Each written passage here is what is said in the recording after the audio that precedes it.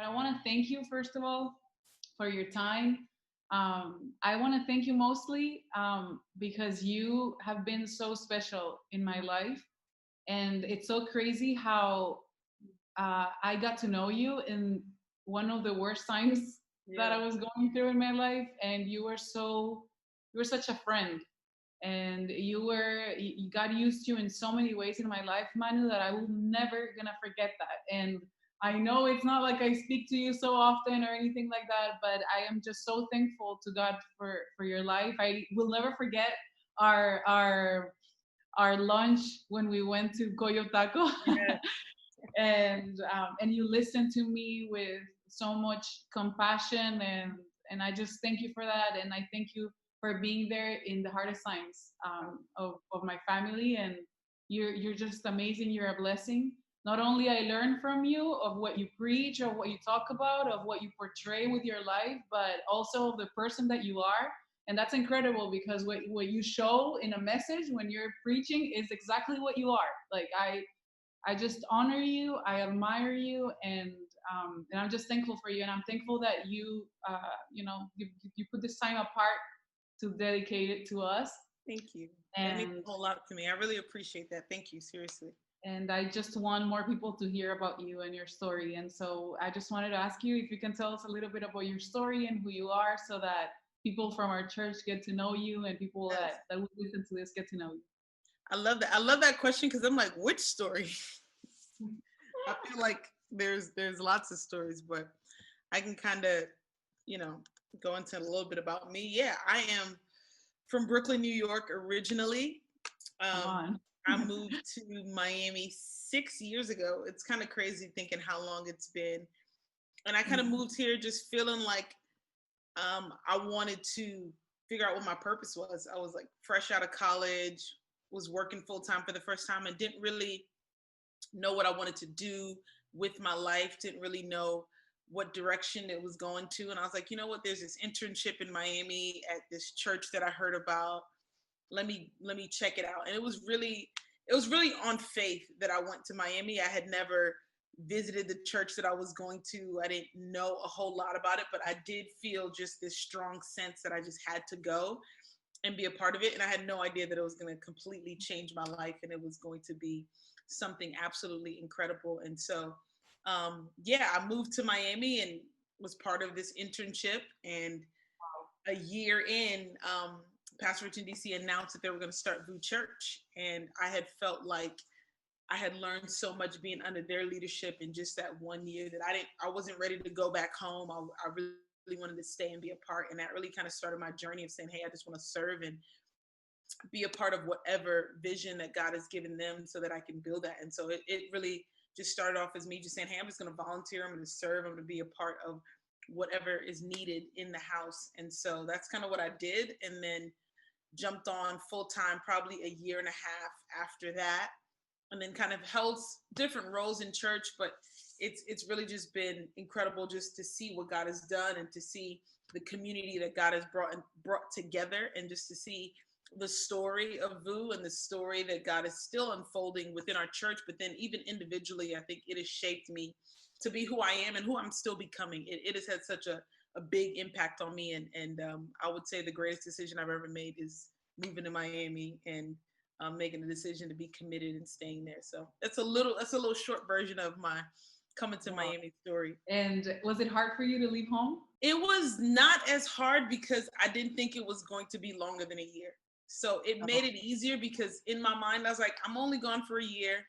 It's a 2-hour flight. I'll visit home. So it didn't seem that hard because I had no idea that it was going to be, 6 years and down the road that I would still be here. So I think God kind of did that on purpose, of not giving me the full story before I moved. One of the things that I admire from you the most is that you are a multifaceted person. Like, you do so much. It's so funny because in different times we had the opportunity of going to VU, and I love how you guys always opened every door for us, But it's funny how sometimes you're like, who's the leader of this area? Manouchka. Who's the leader of that area?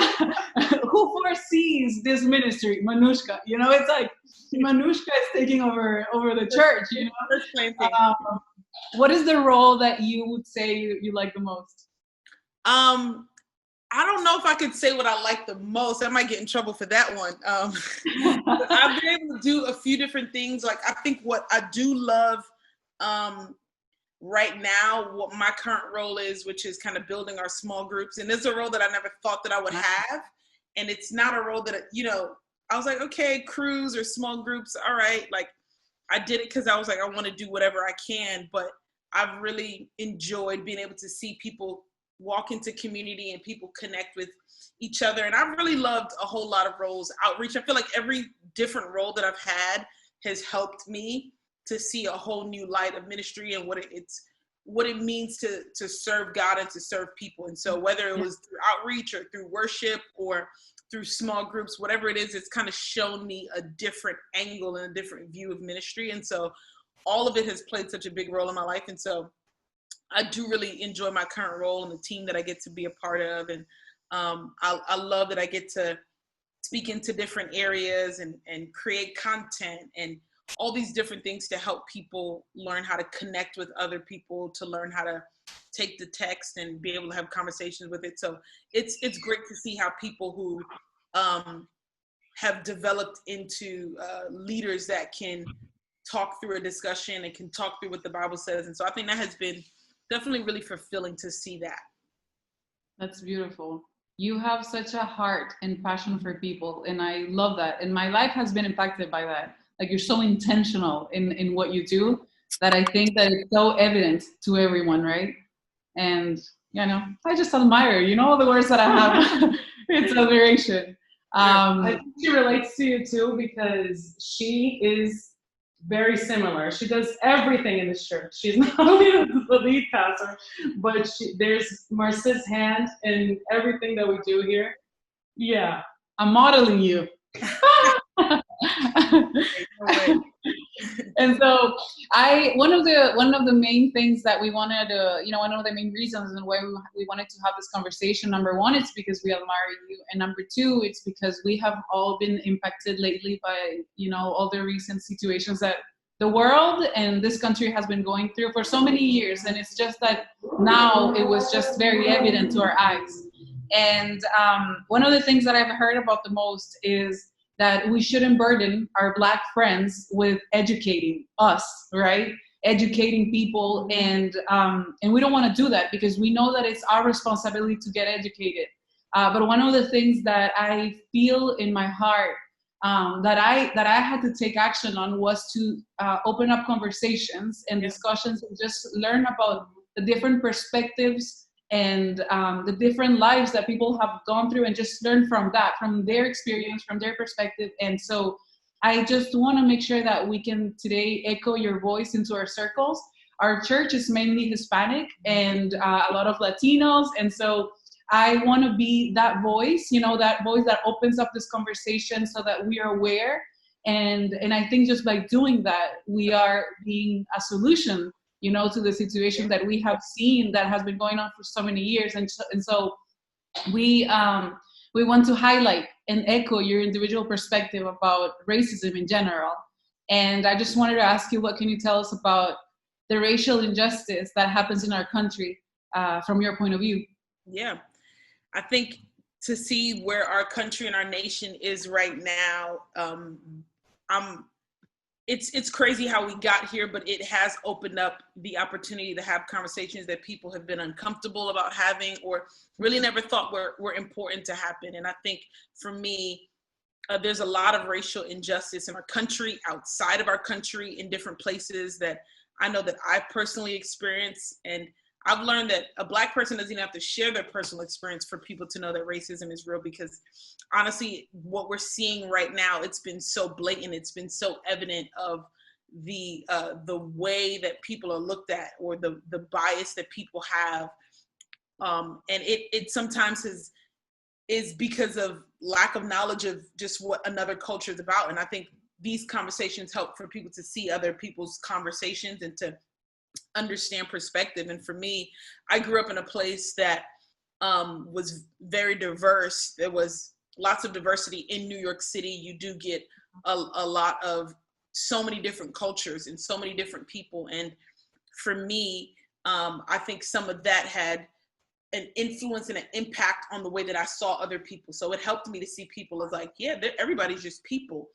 And I think I've been very fortunate to see it this way. But then you move to a different place where there are other cultures that don't see the same way that you see, or treat you a different way, or look at you a different way. And, you know, I've experienced it, and it's not like it doesn't exist in New York City, because it does. But I think in the community that I was in, it was not as easily seen as if you live down south or if you live somewhere else. And so my personal perspective, I think every time that I face anything that is close to racism or bias or anything like that, like, it really does hurt your heart to think that someone is treating you a certain way because of the color of your skin, or that someone thinks something of you because of the color of your skin, or makes these preconceived notions about you. And I think my personal experience has really just led me to realize that we just need a bigger view of the world. Like, for me, when other people are racist towards me, I honestly feel bad for them. Like, yes, it does affect me, and yes, it does hurt me, but I'm like, wow, they can't see who I really am, or they don't even care to see who I am past the color of my skin, or even honor the color of my skin. Because it's not that we don't want to acknowledge skin color, because it exists. It actually reflects who I am. It's a part of who I am. But it's like, being able to see the color of my skin as less than or lower it's a hurtful thing. But then I'm like, wow, I'm so glad that I have this worldview that I don't think that way, and I don't want to treat people that way. And it really has led me to inspire me to be like, no, I want to be better and do better and help people to see more. And so, you know, there's lots of personal things that has happened in my own life, but it really boils down to perspective of how am I going to respond, or how am I going to react? Because sometimes it can be anger or frustration. But at the end of the day, it's like, okay, I can't change everyone, but I do want to be able to speak in conversations like this, to speak, to help change people's hearts and change people's perspectives, to really get people to check their heart, to say, how do I view people? How do I look at people? How do I think about Black people? How have I been taught to look at Black people? So I think we're in a place where our world needs to be challenged on how we view other people, and how we're going to take that and build for a better tomorrow, and to build for our next generation. I love that. And I think that it's so important to keep the conversation going. You know, some people are like, oh, when is this conversation going to stop? Never. I think that it just started. That's and, you know, we should never stop it from now on. Like, this is something that must go on, and it's really our responsibility, right, to do so. So I feel wholeheartedly that this is a position that we must take in all of our cultures, because sometimes also Hispanics or Latinos think like, oh no, this is a thing between, you know, white Americans, right, and African Americans and Black Americans. And I'm like, no, like, there's so many Hispanics that need to listen to this, because we have also been very racist, you know. And so we need to open up these conversations and just really, you know, start speaking and changing our generations to come, right? Yeah, I agree. Because I think even when I moved to Miami is when it kind of opened up my eyes to that, yeah, racism is not just Black and white. I remember a friend of mine was like, a Hispanic friend was like, hey, like, I want you to come over, but my parents are very racist. Oh my God. And she was like, but I don't care. Like, she was one of those people that was going to fight against whatever her parents taught her about people. And she was just like, no, you're my friend. I love you. And I want to bring you around despite what they feel. And so I've experienced so much racism in Miami, where it was something that I wasn't used to, or I didn't expect to come from a certain people group. But then you do learn that this is not just a Black and white thing. You know, there's so many people who need to not feel like they need to feel like they are a part of the fight. Like, what are the conversations that are happening in your home? What has been taught to you from since you were young? Because it's way bigger than just being Black against white. That's not what it is. Mm-hmm. Manouchka, I just wanted to tell you that I've known you for a while from a distance. We've been praying for you since before you even met us. You know, I've known you from Trinity. I have friends that were at Trinity, and we've seen you grow, and we love everything that you're doing. We are so happy and honored that you would lend our voice to us. And, I just want to thank you again for that. And speaking of that, of the Latin, I'm Brazilian. And as Marcia was saying, we have a tendency to think that we're not racist as Latinos, right? Yeah. And Brazilians are a whole nother category because we're not Hispanic. It's, but we're mostly mixed. Yep. Brazilians are mixed people, right? For example, my dad's father is my grandpa. He's half black and half white. And my grandfather's grandparents from one side were slaves in Brazil. And he married a white woman from Portugal, which is my grandma. And her family, they owned slaves, in Brazil. So in my own family history, I have, both sides. Yeah. And throughout all this mixing, I came out lighter. And in my country, I'm perceived as white, right? And I've never seen racism against me over there or here. And there's a saying in Brazil that says, what your eyes don't see, your heart doesn't feel, right? And I think that this is what happened to many white people, Latinos with white skin. Even though we knew it existed, I've always known it existed, right? I've always been, personally, I've always cared about it and I've always wanted to learn about it. But really, the truth is, I haven't seen it. Yeah.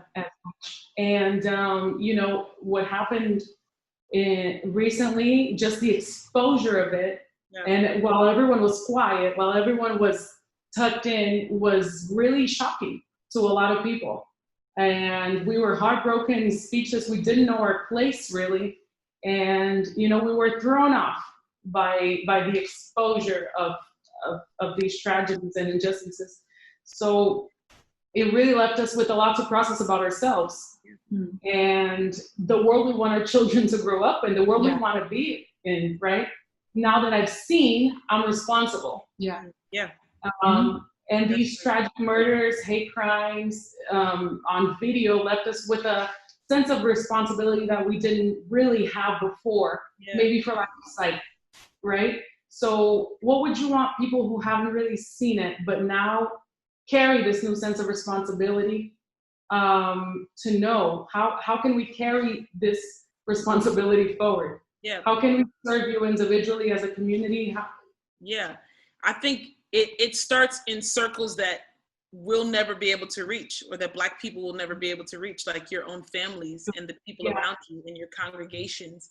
It starts with having conversations there and really being anti-racist. I think that's the thing. Like, I don't want to be like, oh no, I'm not racist, but it's like, no, now I want to stand against it. Now I want to fight against, is someone going to tell a racist joke, or is someone going to say something like, what am I going to do if I see someone else being racist and I have the power to speak up? So I think the responsibility lies in it starts in the homes, and it starts in your sphere of influence, and speaking out there and letting people know that I'm not going to stand for injustice, and I'm not going to be okay with hearing people say things that are hurtful or untrue to any kind of people group, really. And so I think that the weight of responsibility that people carry is teaching it to their children, teaching it to their families, having hard conversations. I've had people like, man, I'm dreading this conversation that I have to have with my parents because I know how they feel.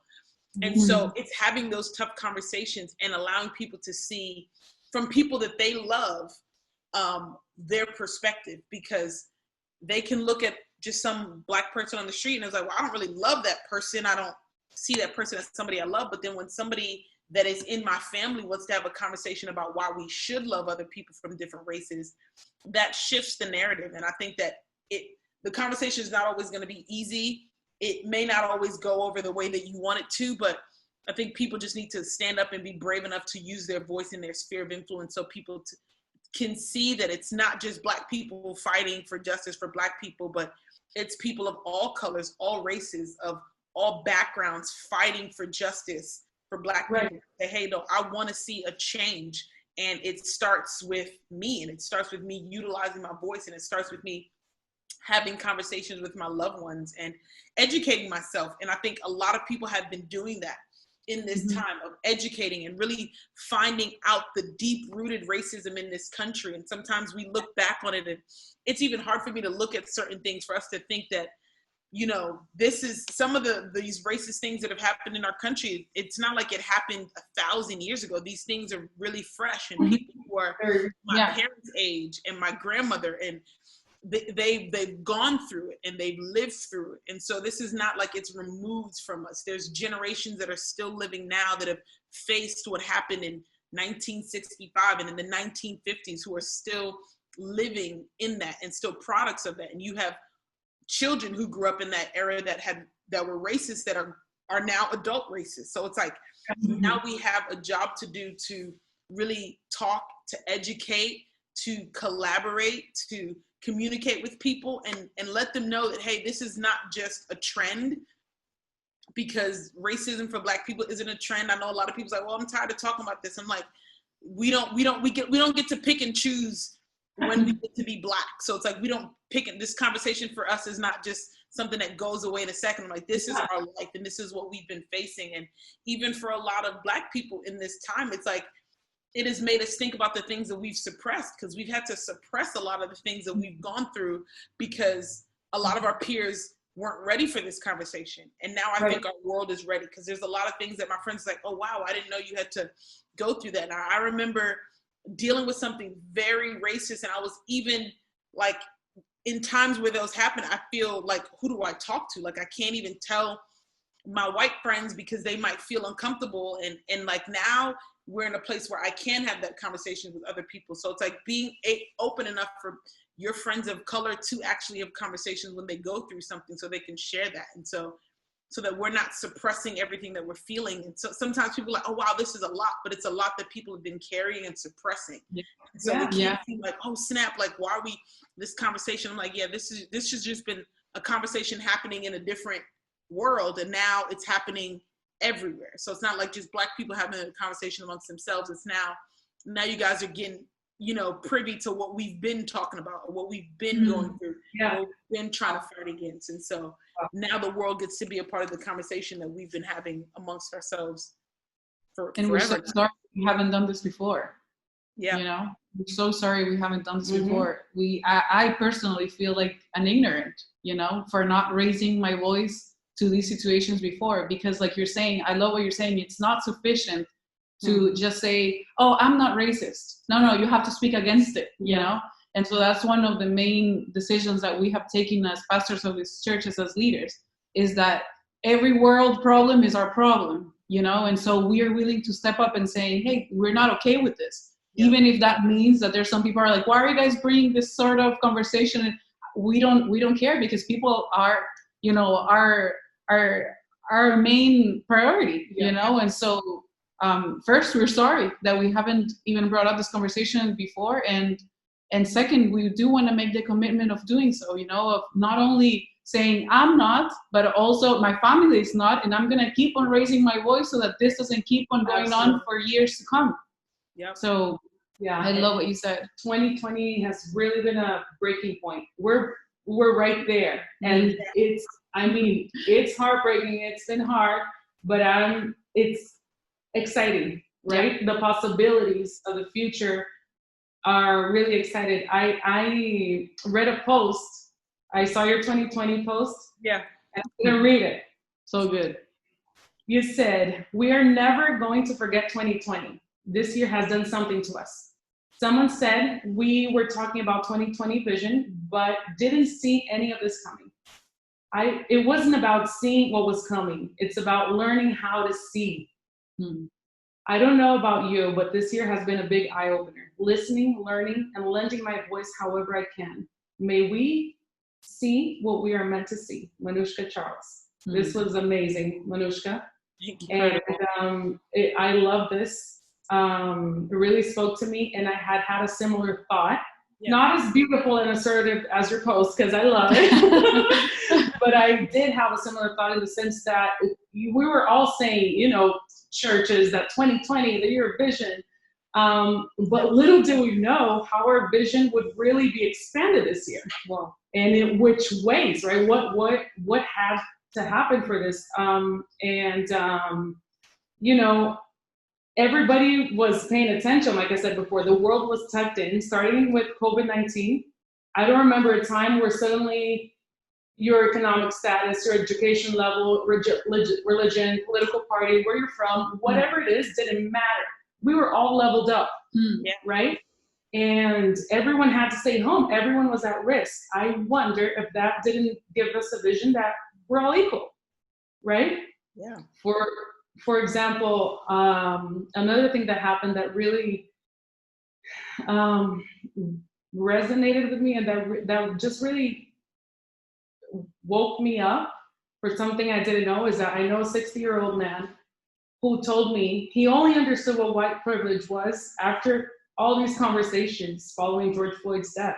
Yep. He had a misconception his whole life. He did not understand that it was real. He thought it was something else, right? So now he could see something he hadn't seen before. He had vision. Mm-hmm. The church, I was born in church. I've never seen the church rally up and tackle one injustice together like this one, right? It gave the church no vision. And I just wanted to ask you if we could expand a little bit on this post. Yeah. And in what other ways do you think things that are happening in 2020 will open up our vision? Yeah. I really think that this year, and we're still not in the end of it, I feel like every day is something new, you know? And I think this year has really, really been a place, like you mentioned, where our whole world was feeling the same thing at the same time. Mm-hmm. It's kind of crazy. I feel like it started with Kobe Bryant. And I'm not even a huge Kobe Bryant fan, but you could just feel we found out he passed away. It was a Sunday, and I remember walking into the courtyard, and you could just feel like everyone was in mourning because of the tragedy. And I mean, the world felt it. I feel like this year has been the year where the world has been feeling all these same emotions at the same time. So it's like Kobe Bryant dies, everyone's felt like the world was in mourning. And then COVID happens and everyone is at home. It was like we ended up being in this place where we were feeling all the same feelings. And I don't think there's ever been a time in my history where the entire world was feeling the same thing at the same time and multiple different things. And then Ahmaud Arbery happens and George Floyd and all these different feelings of all these injustice things are happening. And we're feeling all these feelings at the same time. And I think that it has done something to us where it has shifted our perspective on the way that we see life, on the way that we see what we're called to do, on what matters the most to us. I think it's kind of really has opened up our eyes on what's important and what we should value and what we should fight for and how we should fight. Because it was the first time ever I went to a protest and I was there and I'm looking at all these different people, all different shades, all different religions, just coming in for one cause to say, hey, we want to see justice for George Floyd. And I felt like, wow, this is probably what my ancestors were doing when they were fighting for their freedom. And to think that I could be a part of that history. I feel like 2020 is the year that we get to be a part of history where people are going to study the entire, there's going to be a textbook just on 2020. Just the year 2020. There's going to be a class called 2020 because I think so much has transpired in this year that we really do have to be really intentional about hearing from God, really intentional about seeing what God wants to do, because a lot of it can get us feeling weary and down, and we can miss the moment if we don't try to seize what God is doing. And so it's been just like, okay, God, we're listening to you. You have stopped all of our distractions. We're paused. We're listening. We're watching. We're learning. We're seeing what you're trying to say to us. And I think this is the year that we've kind of just got to shut up and just hear what God's saying so that we can do it, and so that we can help people, and that we can serve people, and that we can fight for people. And so I think that's really what this year has been for us. It has been really eye-opening to what matters to God, and how are we as the body of Christ, and how are we as individuals, how are we going to play into that. What are we going to do now that God has given us this year that we have seen things that we've never seen? Are we going to go back to church as normal? Are we going to go back to business as usual? Or are we going to allow this to shape who we can be for the future to make a better tomorrow? So I really think that this year is a turning point for us. And we have big decisions to make on how we are going to shape our world, how we're going to shape our lives, how we're going to shape this future. So that's really what 2020 so far has been. We still got some months left. So who knows what's going to happen at the next half of this year. We're only 6 months in. Wow. I love what you're saying. And believe me, we all the words are sinking into our hearts and our minds. And yeah, and I'm so expectant. How are we going to be when all of this ends, like how is this going to shape us, and not allowing this year to just go by like any other year. I think that we should be transformed by everything that we have gone through. So I'm expectant, and I want to see that that Marcela, that Lala, that Manouchka after all of the situation. And one of the things that that resonated a lot with me is that Pastor Carl Lenz, his message at VU Conference was just incredible, and it completely touched my heart. And it was so good. He was speaking about how we should treat racism like it was COVID-19, like we all have it.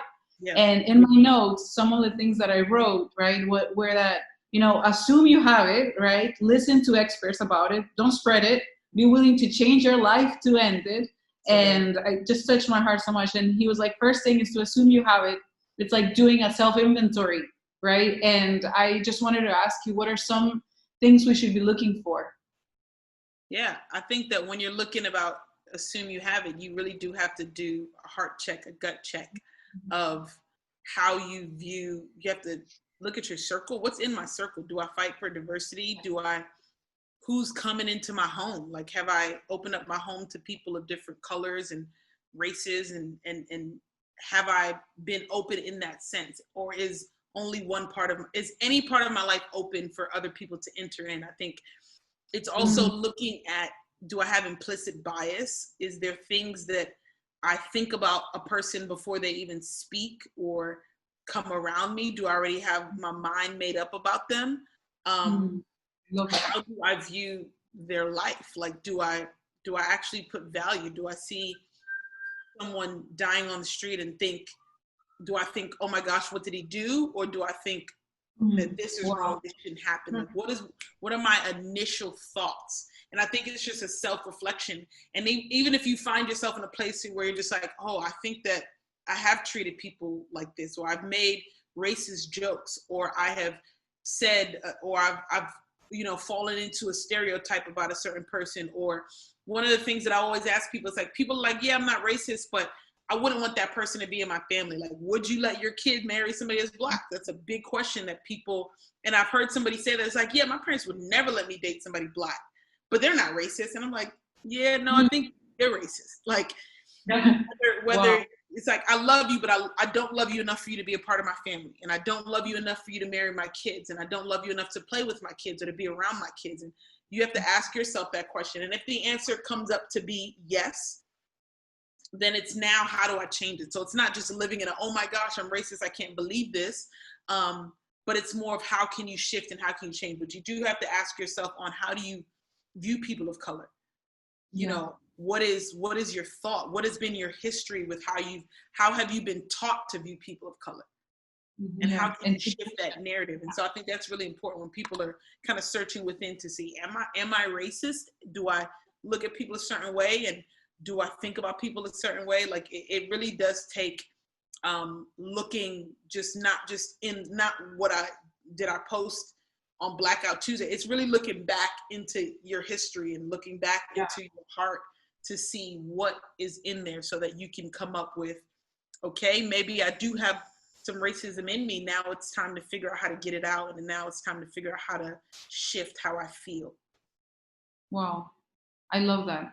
I love that very much. And I know that a lot of people that are going to be listening to this are going to be transformed by this and really looking back and saying, let me look at the history, not at the post, but let me look at the ones prior to that, and let me ask questions. And I love what you're saying about, am I willing to make this person part of my family, right? And just let that answer transform you. Let that answer educate you, right? So I love what you're saying. Manu, we're close to the end of the interview, and I just want to thank you again for your time, for your wisdom, for all the words that you just said. We're so blessed that we get the opportunity to hear you out. And just as a final thought, I wanted to ask you, what's your dream? My dream. I think there's so many different dreams, and I feel like even in this time of quarantine that I feel like there's ideas, I want to write a book. I want to open up a restaurant. There's so many dreams that I have that I feel like even in this time that I'm just allowing God to just speak into what I feel like I want to do and what I feel like he is calling me to do. And so just kind of just resting in a place where I had told this to our team. I was talking to our team. I was like, when do you get dreams when you're at rest? And so I want to be at a place where I'm at rest so that God can give me a dream and God can give me the ideas. And so there's lots of things that I would love to do and accomplish in life. And I just want to see people learning how to find their purpose and learning how to be a better, I feel like this generation has an opportunity to be the better generation. I'm so thankful for who has come before us, but I think we do have an opportunity to really shape the way that our future looks like, that our kids don't have to have the problems that we had. And so my dream is to see that kind of world and to know that I was able to pioneer that and to speak into it. And just to see our world be a place that people can have peace and freedom, and it's never going to be perfect. So it's not like my dream is not to see a perfect world, but it's to see progress and to see a progressing world. And so there's so many different dreams in there, but that's probably a little bit of what I really do see for the future. I love that. Let's make history. Yeah, love that. Thank you guys so much. Manu, we thank you again so much for your time, for your heart. I don't know if you have any other words, Lau, that I want to give you the space to also thank her. But I know that a lot of the things that I tell you, Manu, are shown of admiration, but I just want you to know that that's exactly how I feel in my heart about you. And I think that everything resumes in that I'm grateful to you, right, for everything that you have done for my life, and you shaped my life in a way that maybe you don't even know. But I thank you for that. Thank you. I think that I want to thank you because I think you're absolutely incredible and gifted and amazing. And just even you opening up to want to have this conversation and to seek this desire to, because you don't have to, no one has to do anything. There's a lot of people who are just sitting on the sideline and pretending like nothing is happening. But I think just the fact that you and your church has made the decision to be a part of the conversation and to not shy away from it, even a place that it might run deep. I think that's so admirable of you. And I think that the generation coming after you is going to be blessed because of what you guys have made the decision to do. And so many people are going to be changed. And it means so much to me that you would want to have this conversation and that you would want to shift the narrative and be a part of that. And so I'm super grateful for you and super grateful for both of you for just opening up and for being so kind and saying all those kind words to me. But I want to bring all that back to you guys and just say thank you, honestly, for who you guys are, and just praying that this moment, this conversation is just the beginning, and it's a blessing to people, and that people can take it and hear our hearts so that we can be a part of making this history, so that we can be a part of making history and making a better tomorrow. So thank you. I really do appreciate it. I really don't take those words lightly, and I'm super grateful. So thank you. Appreciate that. Wow. You said you wanted to lend your voice however you could in your post, and that's exactly what you're doing. We are so thankful for it. We also want to make a commitment to, learn, to lend our voice, to lend our sphere of influence, to open up these conversations, to listen, and to be united with you, to be one with you. We love you, Manouchka. I hope to meet you. But we're committed to you. And also we're committed to praying for your dreams, because I want to see that book. I want to read that book. I really do. That would be amazing. So thank you again. We love you, and you're amazing. I love you guys. Thank you so much. This was awesome. I really appreciate it. Take care.